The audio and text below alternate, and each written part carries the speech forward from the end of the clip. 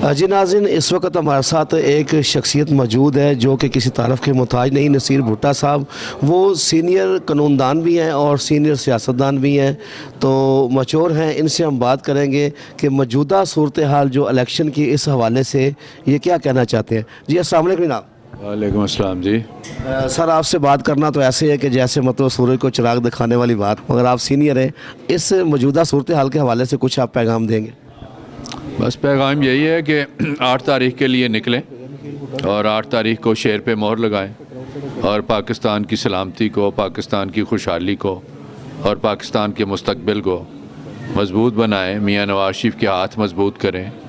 میاں نواز شریف جو 3 دفعہ پہلے پرائم منسٹر رہ چکے ہیں، اب ان کی ضرورت ہے کہ دنیا کے اندر دوبارہ اس کو بحال کریں اور پاکستان کے اندر غربت کا خاتمہ ہو، پاکستان کے اندر مہنگائی کا خاتمہ ہو، پاکستان کے اندر جو نوجوان نسل ہے اس کو ایک روشنی کی کرن میاں نواز شریف کی صورت میں نظر آ رہی ہے، مریم نواز کی صورت میں نظر آ رہی ہے، میاں محمد شہباز شریف کی صورت میں نظر آ رہی ہے۔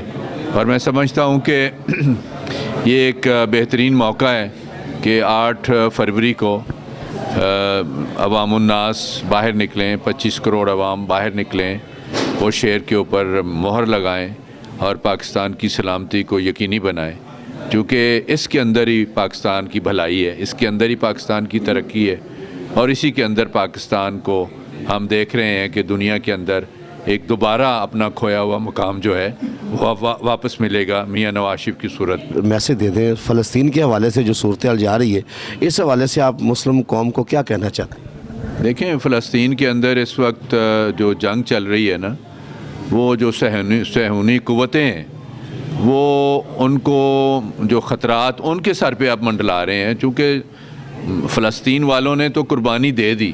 25,000 جو وہاں پہ نفوس ہیں وہ لقمہ اجل بن چکے ہیں، جس میں سے 13,000 بچے۔ تو آپ اندازہ لگائیں کہ اس سے زیادہ کسی قوم کے ساتھ دیوار میں کسی کو چنا نہیں جا سکتا۔ اب بھی جو اسرائیل ہے اس کے جو ہاتھ پاؤں ہیں وہ پھول چکے ہیں کہ انہوں نے 100 دن سے زیادہ بمباری کر کے غزہ کی پٹی پہ اور یونس خان کی آبادی پہ جو اس طرح 100 دن سے بھی زیادہ بمباری کی ہے، اس کے باوجود وہ ان کے حوصلے نہیں توڑ سکے۔ بچے شہید ہو رہے ہیں، خواتین شہید ہو رہی ہیں، ہسپتالوں پہ حملے کیے جا رہے ہیں، جو تعلیمی ادارے ہیں ان کو نہیں چھوڑا جا رہا۔ 65% جو ہے وہ غزہ کی پٹی کا جو ہے وہ تباہ ہو چکا ہے، لیکن اس کے باوجود جو وہاں پہ لوگوں کی قوت برداشت جو ہے، جو کہ جواب دے جانی چاہیے تھی، وہ جواب نہیں دے رہی۔ اس کے اندر ان کے عزم صمیم میں اضافہ ہوا ہے، جبکہ دوسری طرف اسرائیل کی طرف سے جو بمبار ہیں وہ تھک گئے ہیں بمباری کر کے۔ تو میں سمجھتا ہوں کہ اب اتنی قربانی شاید دنیا میں اس ریسنٹ پاسٹ ہسٹری میں آپ کو کسی جگہ پہ نظر نہیں آئے گی جو فلسطین کی قربانی ہے۔ تو فلسطین کو ختم کرنے میں بالکل ناکام ہوئے ہیں، فلسطین کو فتح کرنے میں بالکل ناکام ہوئے ہیں۔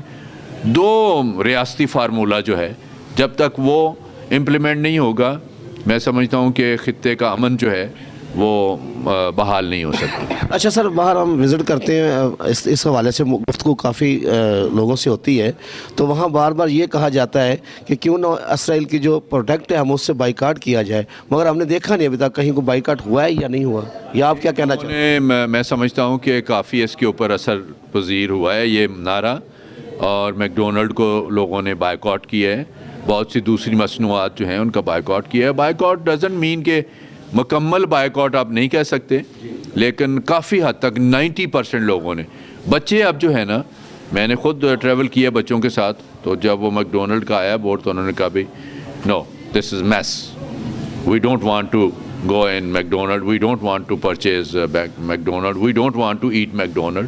تو یہ نفرت کا اظہار کیا ہے، بچوں نے بھی کیا۔